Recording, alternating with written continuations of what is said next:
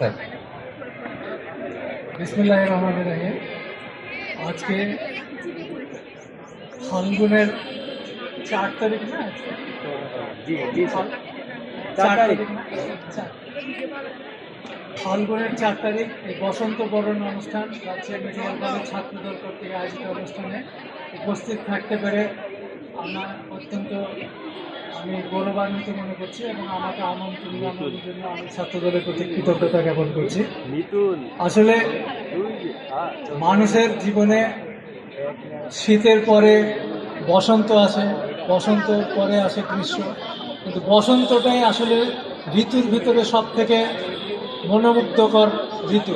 এই সময় গাছে গাছে ফুল ফুটে এবং কোকিলের কুহতান শোনা যায় এবং মানুষের এই বসন্তকে বরণ করে এটা আমাদের বাঙালির একটা ঐতিহ্য। মেয়েরা হলুদ শাড়ি, লাল পরে হলুদ শাড়ি পরে বসন্ত বরণ করে। তো আসলে যুগে যুগে বসন্ত থাকবে। বাংলাদেশ বা বাঙালি জাতি যতদিন বেঁচে থাকবে ততদিন এই বসন্ত আমরা উদযাপন করব। আজকে সুখের বিষয় যে এই নির্বাচনে যদি জাতীয়তাবাদী সরকার যদি ক্ষমতায় না আসতে পারত তাহলে আজকে এই বসন্ত অনুষ্ঠান হতো কিনা আমার সন্দেহ আছে। তো আমি এই জন্য বাংলাদেশের জনগণকে সকলকে আমি কৃতজ্ঞতা জ্ঞাপন করছি যে তারা বাংলাদেশের জাতীয়বাদী দলকে এবং তার জোটকে রাষ্ট্রীয় ক্ষমতায় আনার জন্য। এই বসন্ততেই কিন্তু আমার জন্ম। আমার কিন্তু জন্ম ফাল্গুন মাসের 2 তারিখে। আগে এটা ভ্যালেন্টাইন ডে ছিল, কিন্তু এখন এটা 15 তারিখে এবার পড়ে গেছে আর কি।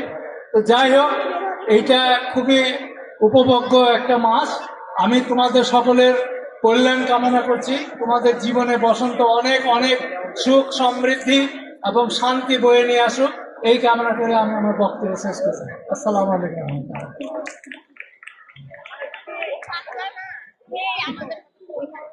এই মুহূর্তে